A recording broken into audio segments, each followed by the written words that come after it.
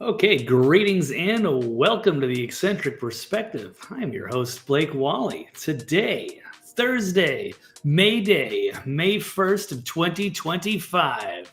And I'll be here for about an hour covering the latest news and current events. I'm going to try to keep this a tight show today. Got a busy schedule. I got to go pick up my car at the shop. So we'll try to make it quick so I can jump out in this delightful Nashville traffic. But enough about me. Let's get started. There is the thumbnail for today, the Purveyors of Disinformation. Perhaps, what is the context, though? Well, there we go. There's some interesting, it's hard to say if there's a specific, top story or not. Kind of in my number two, we got the Signal Gate. Had a development on that front and several other things. Let's jump to the headlines here. That would be Michael Waltz. Did he deserve to be fired for the Signal leak? Release number two, we got the release the dossiers on the Purveyors of Disinformation. And how about three? Should Jamie Raskin should be censured from Congress? And the House, should they pass the Antisemitism Awareness Act? And AICP, is that a safe and ethical way to protect children? And did Michele Obama, did she admit that she is in fact a man?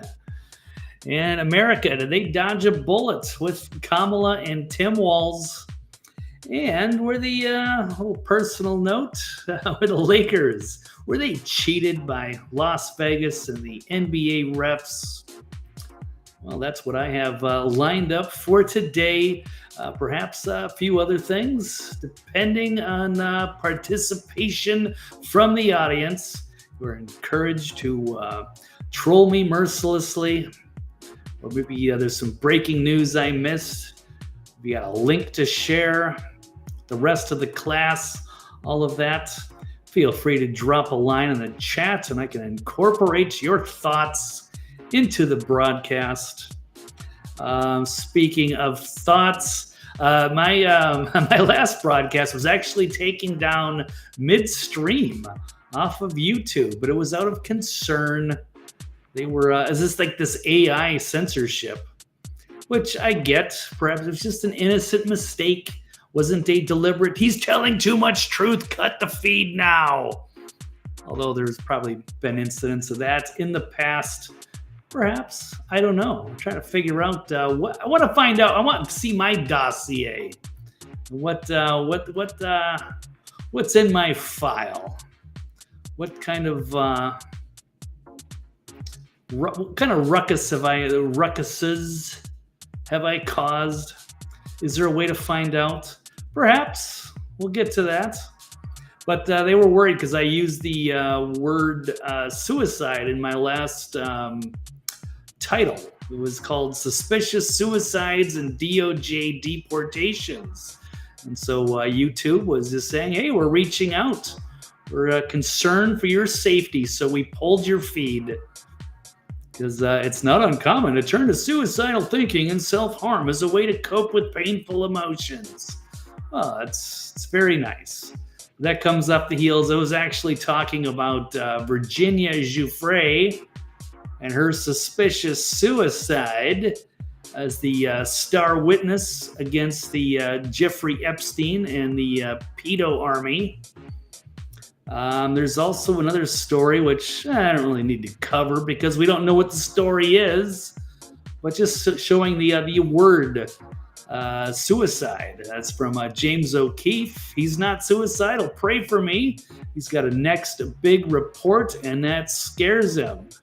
Perhaps showing multiple billions dollars scandals, corruption in Washington, as he's famous for getting a lot of that undercover footage, getting some candid conversations caught on film, and somebody powerful perhaps admitting something scandalous.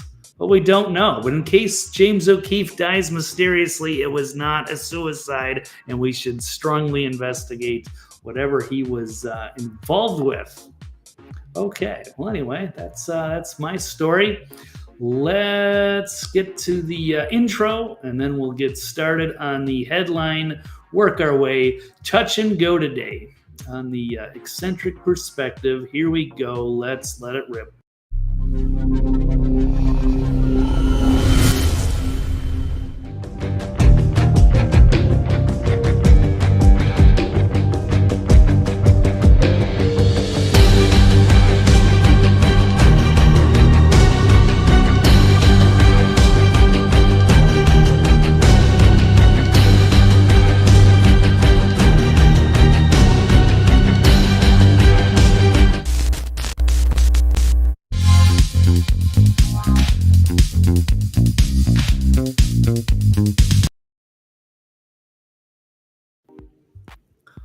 Hoping Restream can fix these abrupt ways that they shut down these little intro videos, but that's all good. Work in progress. Minor details. All right, let's jump to the headline story for today, at least in my opinion, but it could go in so many different directions, but there's still plenty of interesting stuff to cover. And that would be Michael Waltz. Did he deserve to be fired for the signal leak? So here is the breaking news. Or should I run the stinger? Oh my God.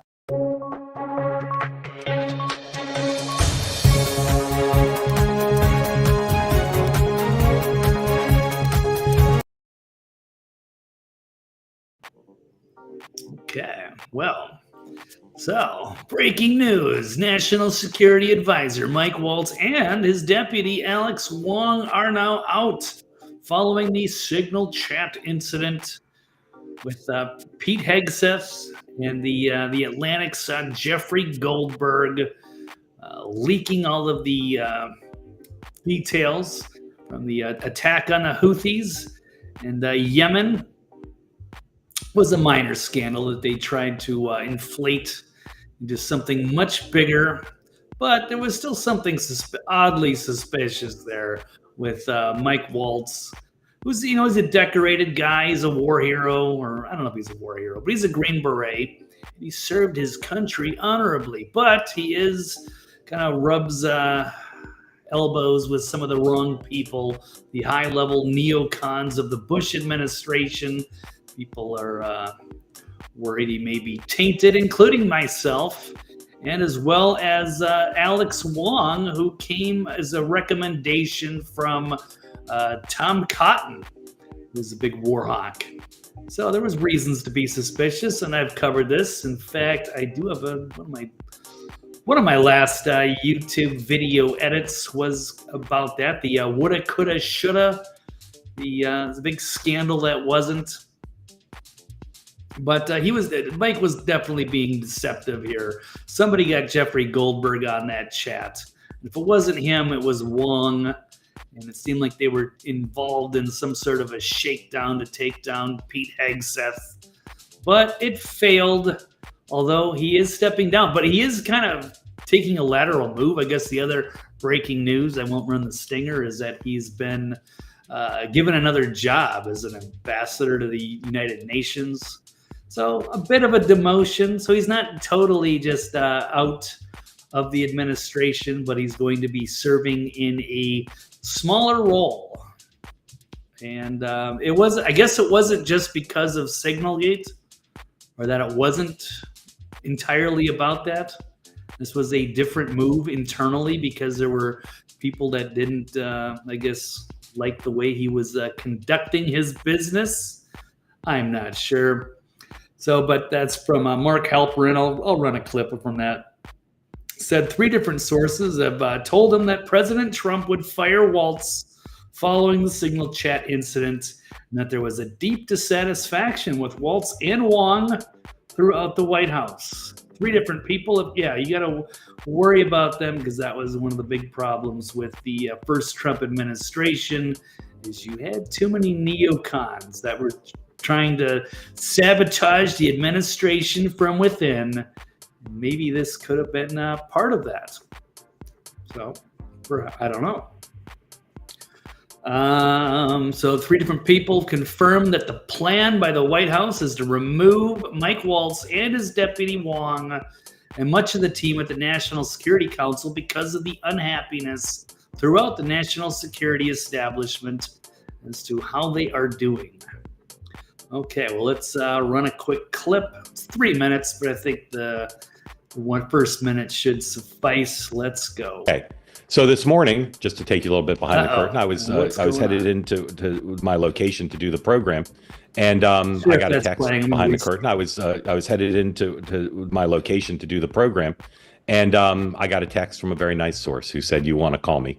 And it turns out that 3 different people, the original source and 2 others, have confirmed that the plan now by the White House is to remove the National Security Advisor, Mike Waltz, who was on Fox News this morning, just not. Interesting terminology there, by the White Hats. Okay.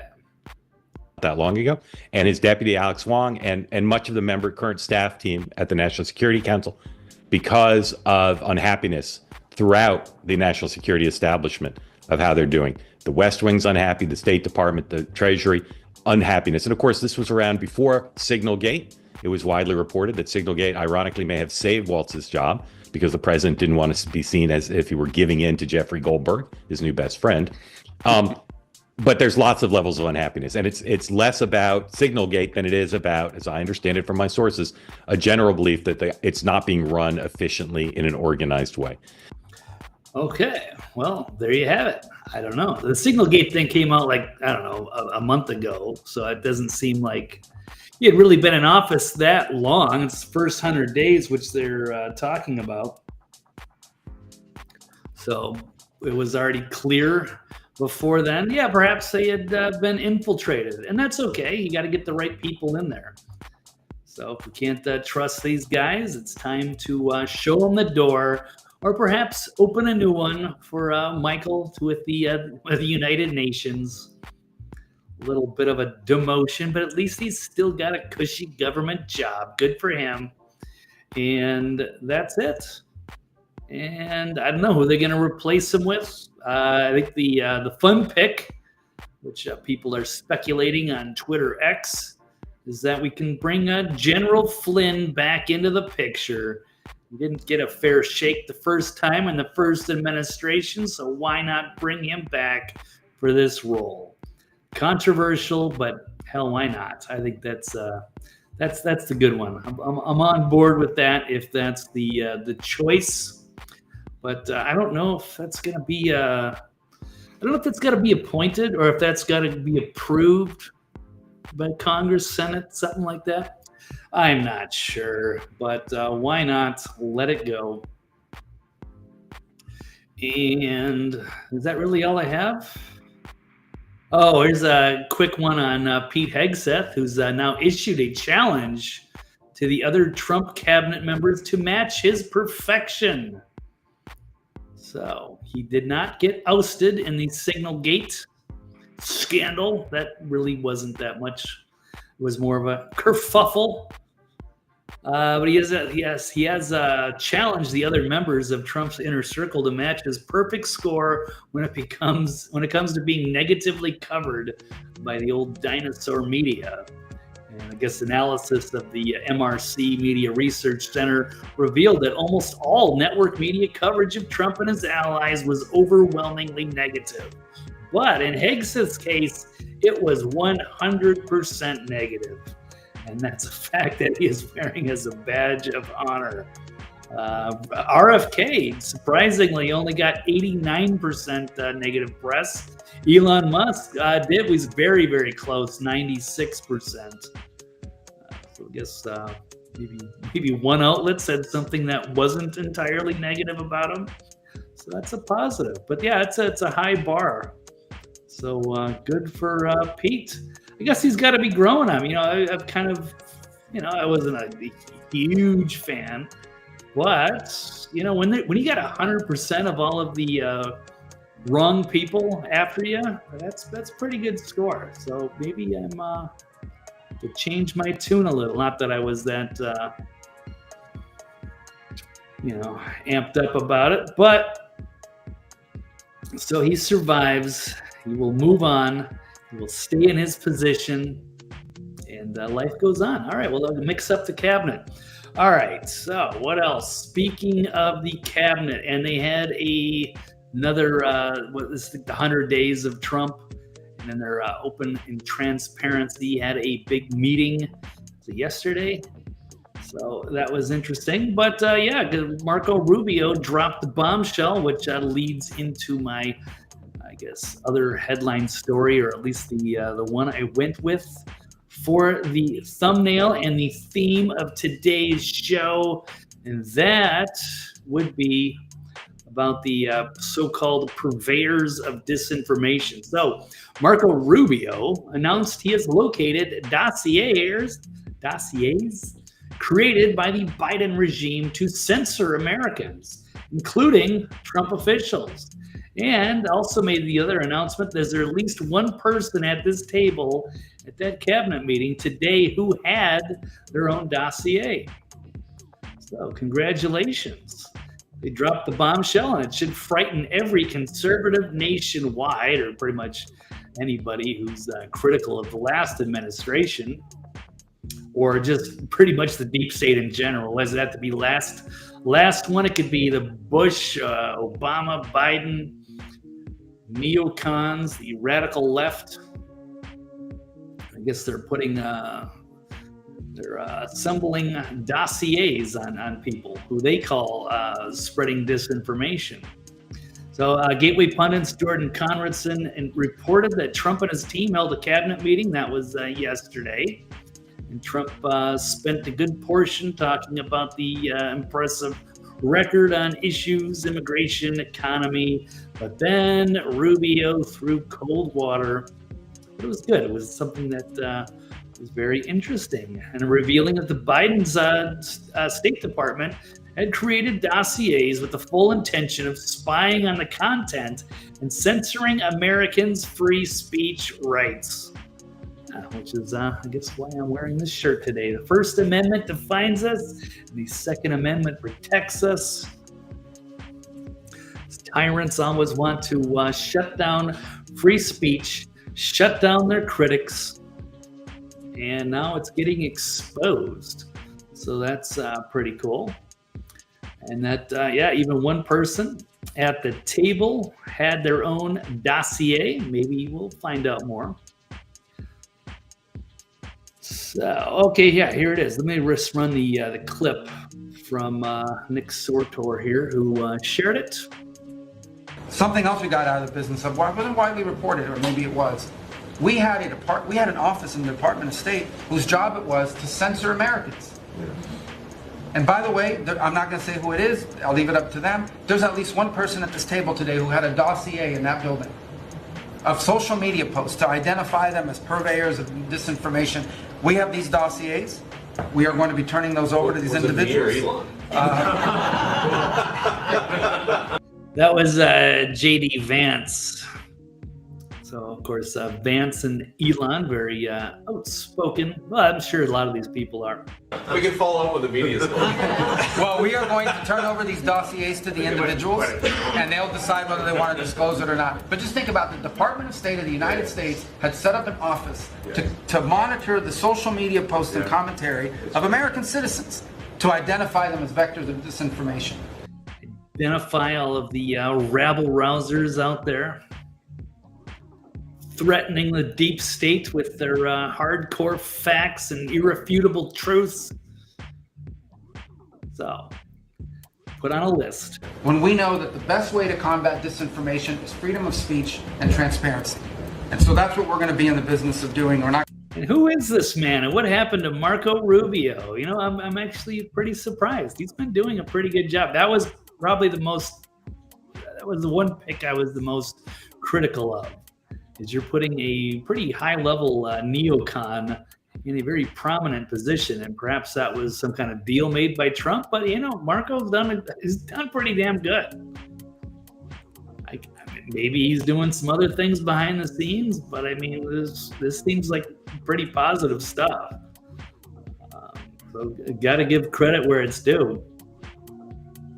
Good on him. And if he was that compromised, then he wouldn't have put this information out. He'd just continue running the dossiers, or he'd be running the, Karl Rove or one of his handlers. But maybe he's on his own now. Maybe he's gone rogue. Maybe he is now, he's a Trump guy.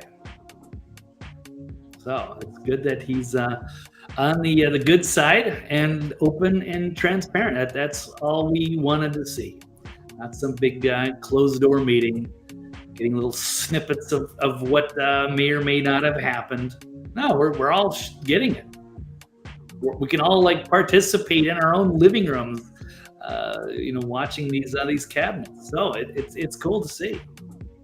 So it's refreshing, and that should be the new way that they go about business. That's how everything should be now. So go Team USA. Okay, well, I think that's all I've got on that. So, getting back to the headlines, Mike Waltz deserved to be fired. Yeah, probably. But he's getting another job anyway, so I guess it all works out for him. And should they release the dossiers on purveyors of disinformation? Absolutely. Everybody who was involved in that should get to it, and then they can disclose it if they want to. And then they need to start targeting all the people that put this together. So this is pretty bad news that they are clamping down that way and putting their list together. They had all these innocent J6 people that were in jail. And it was only a matter of time before they started coming for more of their political enemies. And don't forget, if they had their way, Trump would be in jail right now, or worse. And they tried to blow his head off in Butler. So it's good. We're on a much better timeline. So that's the good news. Okay. Well, what's the next story? Jamie Raskin. Yeah, speaking of J6. Should Representative Jamie Raskin, Rascally Raskin, should he be censured from Congress? Well, what's the latest here? I'm trying to put together my own dossier on Jamie Raskin. He's always in the news for the wrong reasons, but the latest one, it might be a bit weak. Trying to maybe put together a list, enough things. Maybe there will be one day he will get censured. I don't know. Didn't like the way he handled all the J6 cases. His role on that committee. I forget, was he issued a blanket pardon? I might have to ask Rock about that. I know there's a lot going on. But the latest is a minor thing, but it's an interesting story. So Jack Posobiec was seemingly assaulted after confronting Jamie Raskin at a union meeting. Says he's filed a full police report. So he experienced a hostile confrontation as a Democratic Union workers rally when he approached Jamie Raskin with pointed questions about the 2024 election results, in which Poso challenged the Maryland Democrat about his party's performance, saying, "Why did you lose the popular vote? Why did you lose every single swing state?" So yeah, he kind of trolled him, but it was fun. Let's see if we can get where's the video? Let's pull it up right here. Let's see it for ourselves. The right to organize unions. Yeah! For redress agreements, we're going to defend the right to assemble. Yeah! We know with Dr. King that the greatness of America is the right to protest for what is right. Against lawbreakers. Of course, he's been very vocal about aggressively protesting Trump and Elon. And he tends to show up at a lot of these things, firing up the crowd. People were also talking about his incitement, some of his speech. there's a laundry list.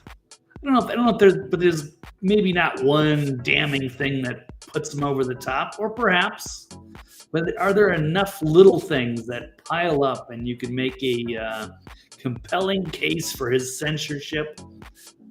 Perhaps. I don't know. We'll see. But we'll keep going. Office, and that's where we are today. I'll leave you with my friends with the words of the great Marylander Frederick Douglass. Jamie, why did you? Okay, and then that is where Poso, you got to give him credit. As being a pretty prominent guy, still getting into the field and still stirring things up at a rally behind enemy lines, really. So here we go. Why did you lose the popular vote? Why did you lose every single swing state? Why did you lose?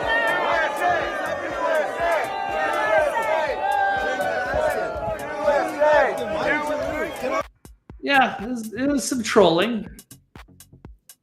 Definitely, but it probably could have been handled better here. And he didn't take the question. Jamie should have maybe... I mean, it's easy for me to play Monday morning quarterback, and he should have done this when you're in that moment. Who knows? But you had some pretty aggressive union workers in the crowd. Not sure why. Well, it's probably just the infection of TDS, but here we go. Let me talk. It's not fake. Look at it. But I am disappointed that at least Jamie Raskin should have said something to hey, get off of him. It's not a big deal. You're allowed freedom of speech. Here, Jack. Let me answer your question. Everybody, hey, leave him alone. He's got a right to be here. And here, let me address it. Yeah, we didn't do that well in the last election, and we've got to do a better job. Blah blah blah blah blah. You should have done something when things were getting out of hand. You got to be the bigger adult here, but that's not what happened. Look at this. Look at this. They're assaulting me, you motherfucker. Why'd you leave? Can I get my phone? No. Back up.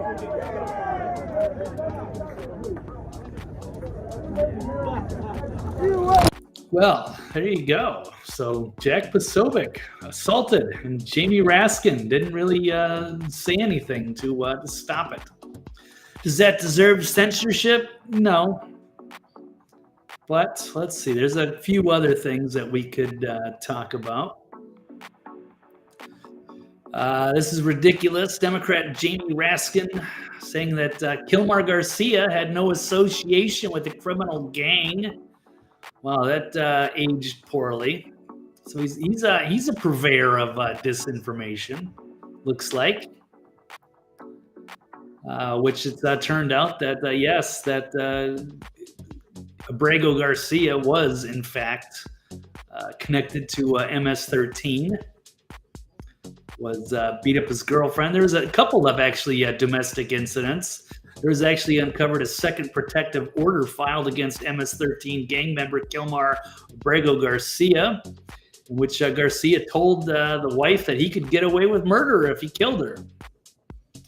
And then there was an ex who mentioned that his ex-wife was dating a gang member. So, yeah, we've got the tattoo of the MS-13 on his hand. There is no doubt. So Jamie Raskin going after the J6 people, protecting the MS-13 gang members, standing up. And what else? Here's an interesting one. Turns out his father, Marcus Raskin, is a radical Democrat suspected of being a communist agent. So is it possible that he is radicalized and he is an infiltrator, bringing down America from within, a domestic terrorist himself? So the Oversight Project has submitted a formal Freedom of Information Act request to the FBI seeking records on Marcus Raskin, a co-founder of the Far-Left Institute for Policy Studies. He's also, the radical father of radical Democrat Congressman Jamie. Let's see. The request focuses on Marcus Goodman Raskin's extensive history of anti-American activism, left-wing organizing, and suspected ties to Soviet-backed communist networks during the Cold War. So that'll go on. I guess I'll just have to dig into that. Speaking more on the gang stuff, I mean, he's not really doing much for, border security. He's sticking up for Abrego Garcia, like so many other ones, fell into that trap. And another interesting note on that subject, you got RFK very aggressively try to find the 300,000 children lost by Biden, the 11 million or so illegal aliens that have come into this country. So, and then Raskin's out there saying, oh, yeah, no, Kilmore had no gang ties. He doesn't care about any of this stuff. But then I consulted with Grok. And I said, is there a strong list of reasons why Jamie Raskin could be censured? And then he's got delayed disclosure of his wife, perhaps insider trading, $1.5 million stock payout from Reserve Trust. Alleged incitement of violence during protests, alleged calls for insurrection or sedition, alleged obstruction of congressional oversight, defiance of congressional subpoenas. But Grok really didn't think there was anything that substantial on that. And then I threw in some of the latest events here with Jack Posobiec or his father. Could we add to a list of grievances that would take down censoring Raskin? Maybe, maybe not. But we shall see. He's certainly in the crosshairs, not in violence, but just on watch as being a potential disruptor in Congress for a long time. And that he's bad news, and it'll eventually catch up to him. Probably not in the way like Adam Schiff, in the way that he conducted the Russia hoax investigation, wasting tons of taxpayer resources. But could a censorship be looming in his future? Perhaps. Let me ask Grok real quick. Did Raskin receive a blanket pardon from Biden? I can't remember if he was just part of the J6 committee or if there was anything else that was involved. Not so much as bad as Schiff. Yes, so Jamie Raskin did receive a preemptive blanket pardon hours before Biden left office, which was, keep in mind, done by AutoPen. Not necessarily, so it might not actually protect him anyway. The pardon was issued to members and staff of House Select Committee who investigated January 6th. And is it relevant to censure? The pardon strengthens the case for censure by providing a concrete action that critics argue implies misconduct, especially given Raskin's prior comments on pardons. It could be added to the grievance list. Okay, so now we got Trump back on our side. Here is the updated grievance list. I'll tell you guys, if you're not using Grok, you are missing out. This is fantastic information. Forget Google, wasting your time trying to go through so many different search items when you look at things, and you can just summarize and compile everything in seconds. Truly astonishing. So the updated grievance list, you got the Stock Act violation, incitement of violence, sedition, insurrection for calling a coup versus anti-Trump rhetoric, speculative, obstruction of oversight, defiance of subpoenas, preemptive pardon, actions against J6 protesters, Marxist affiliation. So, anyway, I don't know. We'll add to it. So TikTok on Jamie. You're going down, Jamie. Maybe. at some point. I think he'll be looked at as a villain at some point. Anywho, okay, I think that's all I've got on that one. That went on a little longer than I thought. Should he be censured from Congress? I don't think he's an immediate threat, but it's coming. It'll come. Or maybe, hopefully, his constituents will see it. They won't put him back in there anymore. Too many red flags. Red flag Raskin. All right. Well, let's move on. Next story. Should the House pass the Antisemitism Awareness Act? Let's go. Here we have the here's the page I was looking for. The Antisemitism Awareness Act is now in jeopardy after pushback from Democrats and Rand Paul.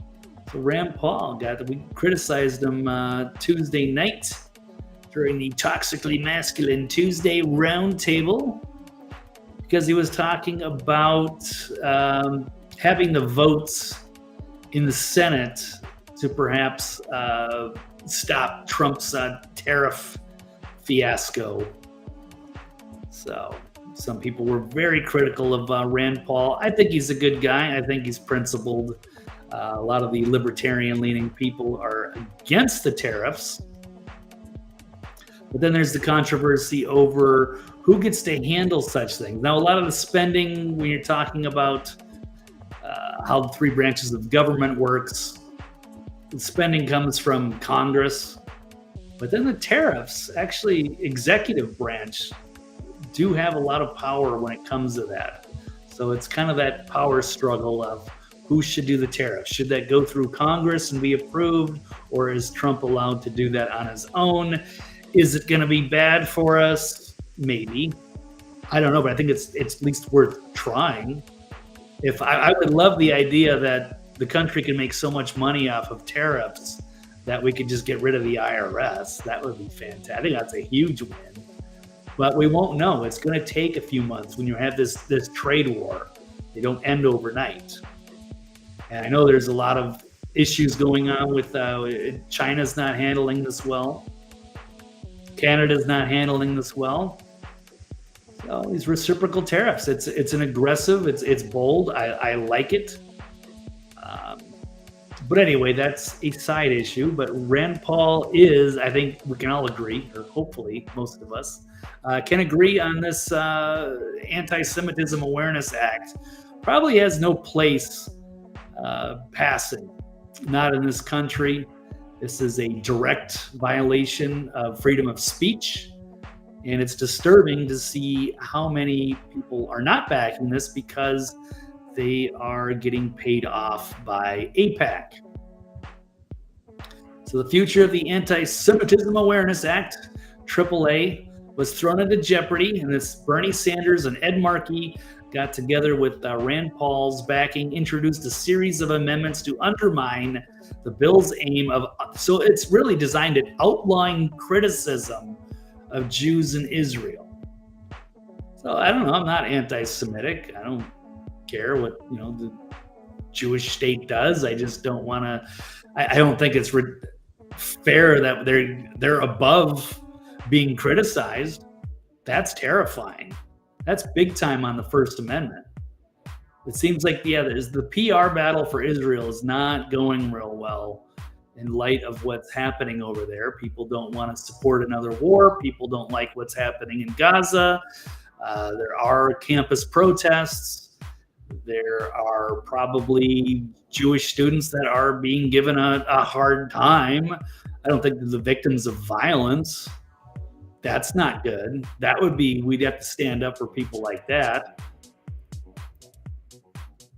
We got to protect people, but we can't, protect freedom of speech. Can't protect you from criticism. That's going too far. So AIPAC threw a fit over the bill getting undermined. They have way too much power and influence in Washington.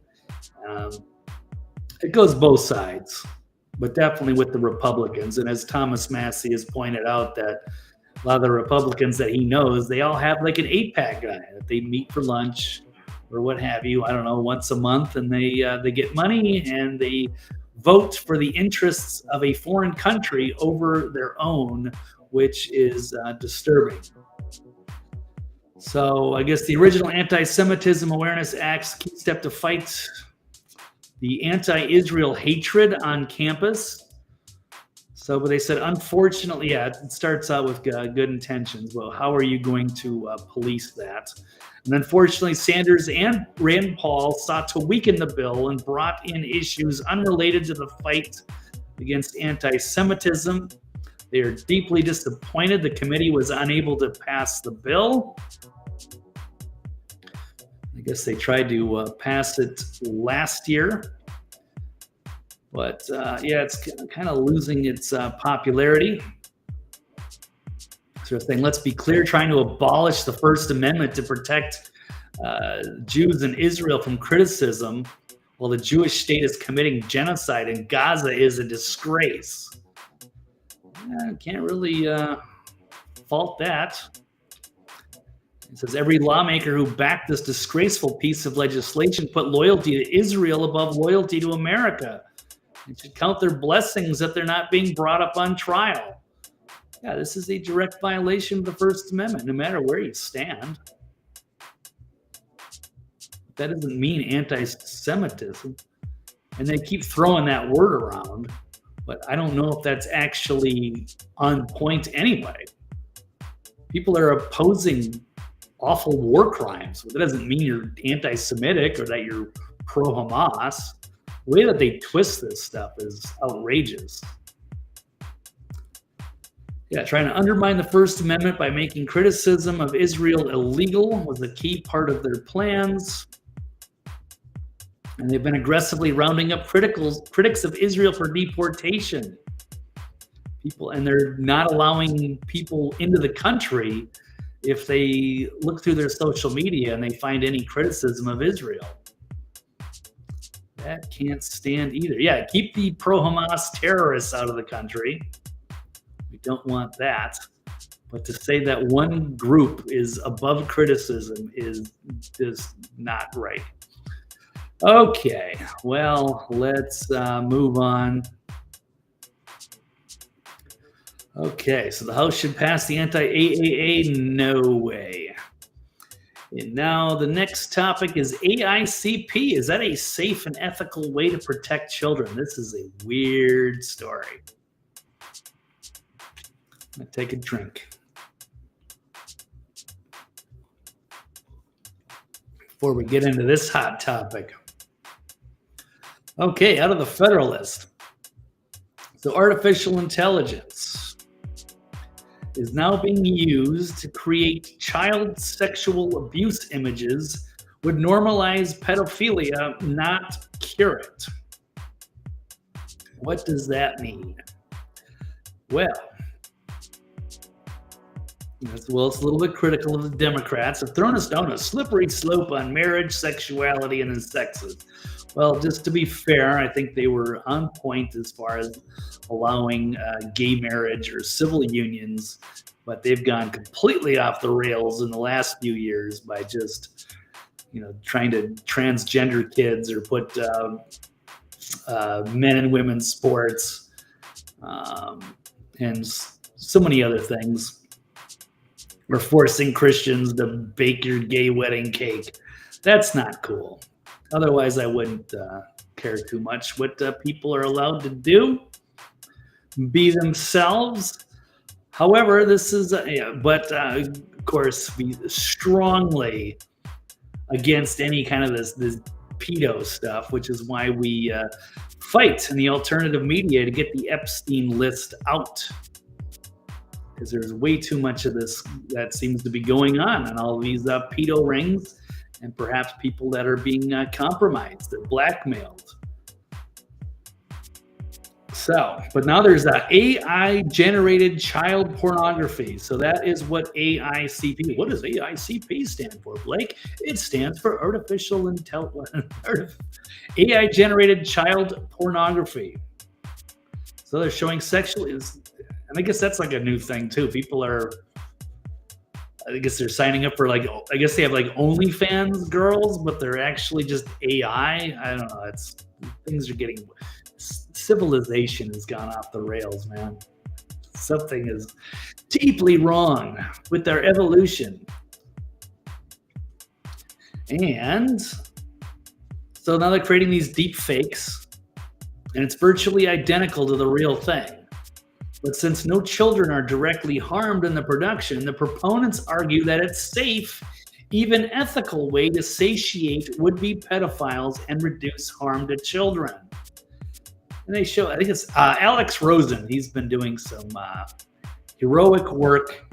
They bust these guys there are these sick pedophiles that are trying to arrange meetings with underage kids, like full-grown adults, trying to go online and trying to convince underage people to meet with them for sex is just disgusting. And they need to be removed from our society somehow, some way. But is this a good thing? Now, so they bust these guys and they have all this, child pornography on their phone, or they go into they raid their house and they've got it on their hard drives, on their computer, what have you. And yeah, they need to be busted. They need to put a stop to all of this stuff. We have to protect our children no matter what. So is this a good way to do it? So if you're a pedo, rather than going and trying to meet somebody out there, is it okay if you're looking at child porn, but it's not actually child porn? Because that has to be banished. And the people that are perpetrating that stuff deserve jail time or worse, have to be removed. We have a massive cleanup. And it's shocking how pervasive it actually is. So is this a good way to curb that? So instead of real children, now you just have AI create fake sexualized situations, and they can get off on that rather than actual real life people. Or is it just a slippery slope that's going to lead to something bad regardless? I don't know where I stand on this. And there are the legitimate predators that do this stuff that really should just be, they have no purpose living anymore. I think it's a waste of resources to even keep them alive. But some of them perhaps they're just engaged in this cycle, right? So there might be a normal 12-year-old or whatever, and they get preyed on by some awful predator. And then for some reason, that kind of cycle, and then they end up growing, it messes them up. And then they go, when they grow up, that 12-year-old grows up, and then they go at some point and prey on a 12-year-old. It's a weird thing that needs to stop. So maybe there is hope to try to rehabilitate some of these people, but you have to prevent that cycle from continuing. So is it the AI child porn the solution? I'm not against that. If that's somehow, it's horrible and they shouldn't, I don't know. This is one of these weird, crazy questions that I guess are fun to talk about, because what is the solution for pedos and predators? Interesting. So there's child porn is created when you get paid to make child porn, but the rarer you make it, the more they get paid. And the best way to protect children is to kill the economic demand, flood the market with AI-generated, freely accessible stuff that's created with zero harm to kids. So I don't understand the mentality of somebody who would want to do anything like that. I don't know. I think like 25% of the population should probably just be incentivized to be sterilized to begin with. There are way too many just messed up, stupid people. No offense. It's good. God bless them. But you know what? They probably shouldn't breed and continue. We don't want the idiocracy scenario someday where all of the dumbest people have the most kids, and then a couple hundred years go by, and the next thing you know, why have IQs dropped so significantly? we have a crisis here. And you know, when you breed like horses, you put together the best horses. You don't. It's not like with humans, where we put out the dumbest people sometimes. It's strange. I mean, Elon's single-handedly trying to save the human race by pumping out as many kids as possible. Yeah, we definitely need more people like Elon, and less of the trash reproducing. That's a complicated question. So, I don't know. How do we solve the major problems of the day? I'm down to discuss it. But is it a slippery slope?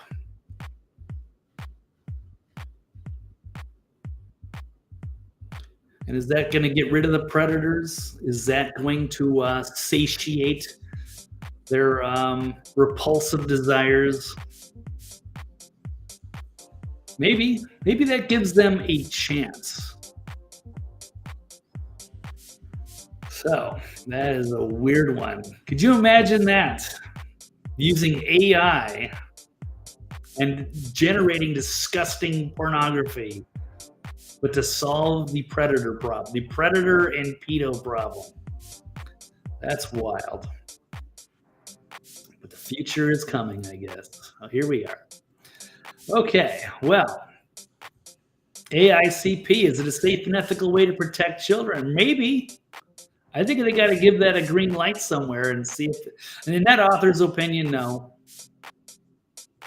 because it's a slippery slope. But if it protects children, these people can behave themselves, but there should be some sort of like zero tolerance. I'd be like, here, you can have all of the, you were molested when you were 12 and now you're all fucked up. So we're just going to give you as much AI generated child porn as you want.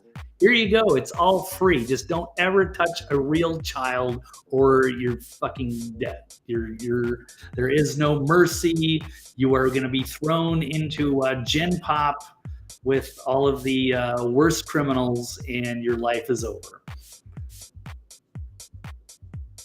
Or free AI porn for life. You make the choice. We shall see. Okay. Well, interesting. That was one I was prepared for, but a fascinating subject. Okay, well, got another fascinating subject. Did Michele Obama admit that she is in fact a man? Is Michele Obama Big Mike? Well, it was a wild moment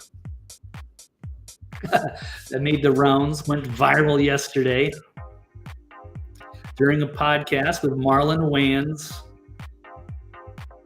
on our new podcast, Michelle and her brother. And, okay, the caption is a misrepresentation of Michele Obama's words. That's okay. Is it a misrepresentation or is it like sort of, what do you call that? The Freudian slip? Because she knows she's been under fire for a long time as the Big Mike. And she's a man, and good for her. I don't care if she's a man. Just be honest about it. That would be, devastating for the Obamas, who are, their marriage has been in jeopardy for quite a while. I don't know if they'll actually divorce. There's too much money going around with the family. They might have to keep it together. Kind of probably like the Clintons. It'll just be like a marriage in name only. Guess they were seen a couple times in DC having lunch. Good for them. Because it would be bad for their donors if they did divorce. But anyway, let's get to the video here. I wanted to talk, Marlon, a bit about just so proud of how you are being a role model for dealing with a child that's transgender. Absolutely. And that's, that warms my heart, particularly as a Black man. Ooh. So, did she just admit to being a Black man, or it was the context of somebody else is a Black man? And why does it warm her heart so much about transgenders? unless she herself is a transgender. Again, it's okay. I just want you to be your authentic self, whatever that is, but don't pretend to be something you're not. Okay, let's roll that again. Absolutely. And that's, you know, that warms my heart, particularly as a Black man. So, is she a Black man? You know, Well, she's Black, but is she a man? Would you care to share that journey of? Well, I learned. He almost looks like, yeah, he got caught off guard by that. But since we're on the subject, yeah, she was sort of outed hilariously by Joan Rivers, who speculated that that was definitely a man. And Joan Rivers ended up dying from a very routine surgery very closely after that. The country will see the United States will see the first gay president or the first woman president? We already have it with Obama, so let's just calm down. Got it. You know Michelle is a trans. I'm sorry, she's a what? A transgender. We all know. Oh my. Not so secret. That's a man, baby. Yeah. It's been speculated for quite a while. And yeah, that video was quite, it's terrible for Joan Rivers to meet her fate. She was one of the greats. It's a little too suspicious there. And it was devastating at that time when it wasn't openly admitted. She was kind of the first to say what some people were thinking. And, you know, she's got a lot of sources in the inner circle. And it was candid conversation for her. Shocking for the press. And then she mysteriously died. So, anyway, the rumors continue to swirl. And yeah, she may have just admitted, in fact, that she is a man with Damon Wayans. But you can think for yourself. That warms my heart, particularly as a Black man. Big Mike. All right. Well, that was fun. Okay. Well, getting close to the end of the broadcast. I got a couple more stories to talk about. Well, did Michele Obama admit that she is in fact a man? Oh, I think I misspelled Michelle. How dare me? The double L there. Yeah, it could have been a Freudian slip. The notes are trying to protect her. I guess we still don't know 100%. All right, now we move on. America dodged a bullet with Kamala and Tim Walz. It's wild to me to see so many people criticizing Trump for anything and everything. The TDS is real. But then, how can anybody take them seriously when they were actually trying to seriously poll for Kamala Harris? And we have another embarrassing moment with Kamala Harris Trump bashing speech goes off the rails, and talks about some viral video she's been thinking about. Google it. She gets paid a lot of money. She was at Emerges. I don't know. She was at some gala in San Francisco, fundraiser about the 100 days in office from Trump. And the tickets went for $25 online. That was a digital ticket. You had to pay $25 to watch her have a speech live stream. But if you were there, you paid $50,000 for sponsorships to attend in person. Anyway, let's roll clip. In fact, please allow me, friends, to digress for a moment. Okay. It's kind of dark in here, but I'm asking for a show of hands. Who saw that video from a couple of weeks ago? The one of the elephants at the San Diego Zoo during the earthquake? Google it if you've not seen it. Oh my God, it's so cringe. Here was, I never heard of the video, but apparently this is it right here. San Diego Zoo, there's an earthquake, and they all gather in a circle to gather around their young. It's just instinctive behavior to protect the pack. As the whole world talking, the circle of life, for real. The big elephants did something very interesting. Elephants even rushing to protect their young as an earthquake hits. The video begins with the herd of elephants at San Diego Zoo Safari Park reacting when they feel the ground shake. A 5.2 magnitude earthquake is rocking Southern California. Acting on instinct as old as time, they form a tight circle to protect two calves. It's known as an alert circle. Okay, anyway, there we go. That's the backstory there. So that scene has been on my mind. Everybody's asking me, what you been thinking about these days? Well, what you been thinking about? Been drinking a lot, hanging out, watching TikTok videos. It's cringe. It's cackling Kamala. Getting sidetracked into stupid stuff. And what else? I know there's more. We're going to sum this up. And then we got our running mate, Tim Walz, bragging about being Democrats' token white guy as Kamala's VP selection.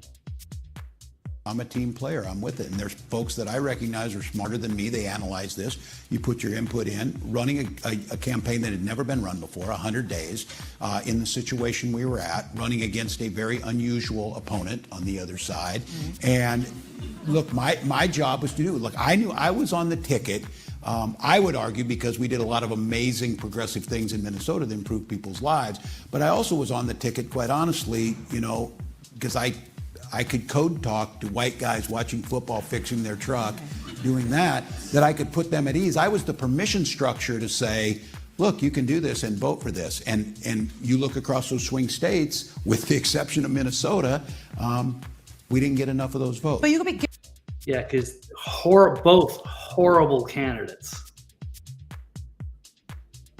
Kamala is drunk and awkward, not qualified. And she's got this goofball running mate who's apparently the token white guy who can translate to or could code talk to the white guys who were watching football and fixing their truck. Yeah. God, this is embarrassing. So I don't know. I really can't take the Democrats seriously if they're going to put up horrible candidates like this. And Stephen Miller making waves. I guess he was roasting the press for 30 minutes. The White House Press Corps. Talking about dodging this bullet for Kamala Harris. Let's take a look at this. It was a great reminder to the American people of just how blessed we all are that the leader sitting in the Oval Office today is President Donald Trump and not President Kamala Harris. It was a helpful reminder of just what a travesty and a tragedy that would have been. Like, it would have been the end of America. And it gives me a chance to bring this whole thing home. If we continued on this road of radical regulation, choking off American energy, sending our supply chains to foreign countries, taxing our economy to death, pushing this cancerous woke ideology on our children, ending merit, ending scientific innovation, ending public safety, allowing, everyone goes to the stores these days, everything's locked up, criminals roam free, law-abiding citizens under the previous administration were punished while gangbangers were given red carpet treatment. Democrats, of course, are still giving gangbangers red carpet treatment.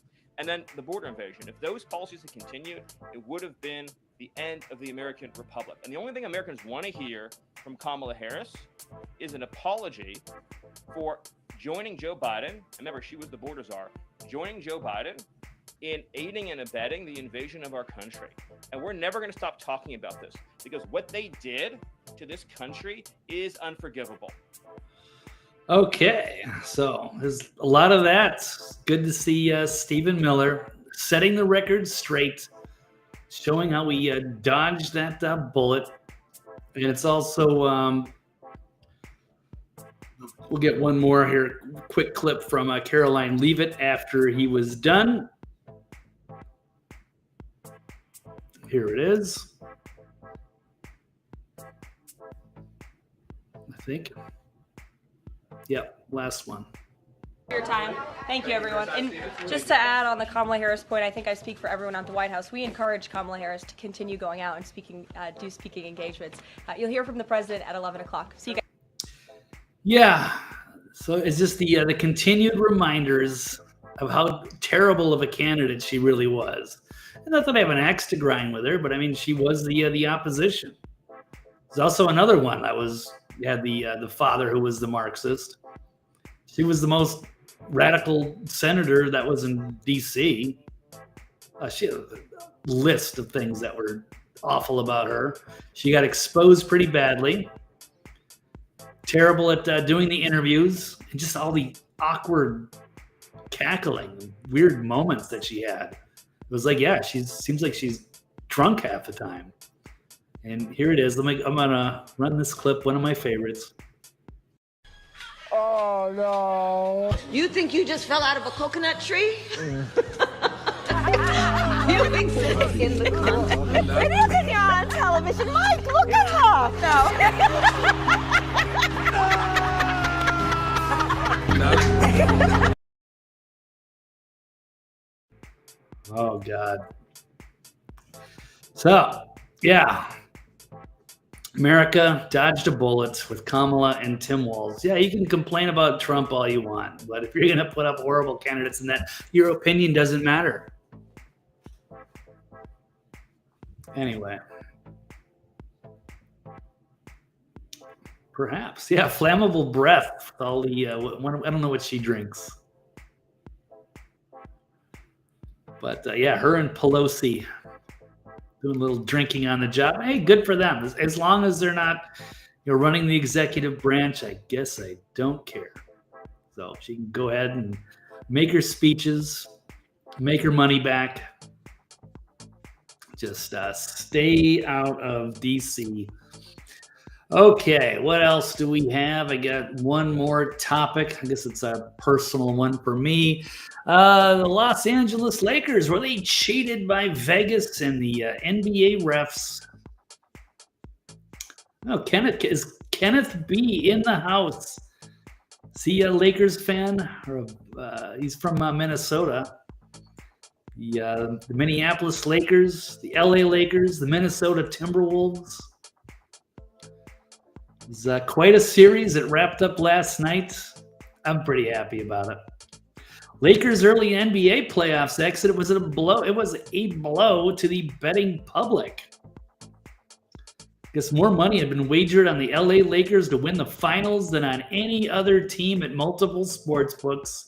And that money will be staying with the house as they were ousted in the first round already.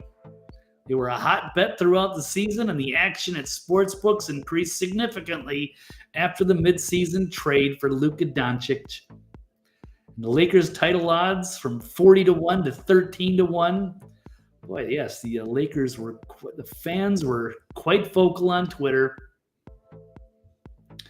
I had some fun with this one, but ultimately lost, eliminated last night by the Minnesota Timberwolves, the 6th seed knocking off the 3rd seed.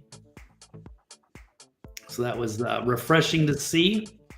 And, I was concerned that the refs and the NBA would try to rig it for the Lakers. Yeah, you could say Vegas wanted them out because they could win all the money off the futures. I don't know why people thought they were going to go that far anyway.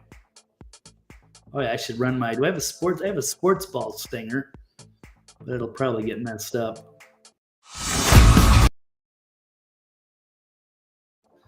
Okay, there we go. Don't usually talk about sports ball, but that one was a good one. And LeBron and Luka, the Lakers going down. But I thought this was the easy one to see. I'm a big Timberwolves fan. I don't claim to be. So I asked Grok about that. Saying I'm a casual and biased Wolves fan, not an expert on basketball. Perhaps my views are oversimplistic. But it seemed to me that the Lakers are going to be leaning on their three players, Luka, LeBron, and Reeves, while the Wolves are much stronger defensively and have a very talented bench. Looking forward to how this will play out in real life. This was from April. This was before the series started. Because I couldn't believe it. Everybody was counting out the Wolves. They were kind of an afterthought. They lost Karl Anthony Towns. And it took the new players a little while to adjust, but then they got hot at the end, and they got Anthony Edwards, and they pulled off quite a victory there.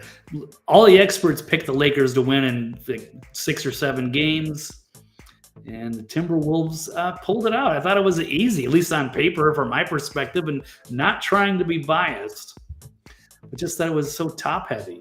And yeah, that's exactly what happened. And especially in like the game 4, Lakers were criticized because they played all of their starters every minute. Nobody got a break because they just didn't have the depth. Anyway, I thought it was easy. I put $20 on the Wolves to win, so I made a cool $50. I was pretty happy with that. So yeah, definitely the fakers, and that was also what was outrageous about it. Watching LeBron and Luka, flop around and whine to the refs for fouls every time, really lost what respect I had. It doesn't matter; they're gone. They can now figure it out during the off season, I guess. So good to see them go. Lakers perhaps overrated, the Wolves underrated, and are now moving on to the second round. I'm kind of looking for the Warriors. That might be interesting, with Curry and Draymond Green and Jimmy Butler. Could be a very exciting series. I never got into basketball until a few years ago. It's a lot different when you have a good team and exciting players. It's fun to watch. Of course, the Lakers came from Minnesota, the land of 10,000 lakes, and moved to LA where there are no lakes. But definitely a winning organization. But not this year. They're going to Cancun. Well, that was fun. All right, well, that's enough on my personal pet topics for today. Just wanted to put that out there for the record. I called it. I thought it was easy. I was right. Maybe I got lucky. I don't know. But fun to see everybody turn on that. It was a fun surprise for me. All right. Yeah, it's the land of 10,000 flakes now. Oh yeah, it was it was the land of 10,000 lakes to the land of 10,000 flakes in LA.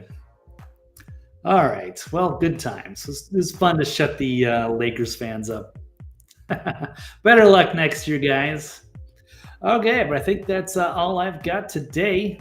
So it's been fun. Thanks, Kenneth. Good to see you. Yeah, they cut my last show because I was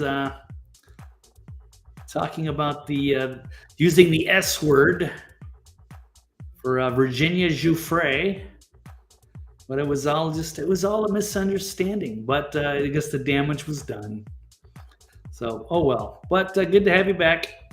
And I think that concludes my show. I'll be back next week, Tuesday, unless there's some fabulous breaking news that needs to be covered this weekend.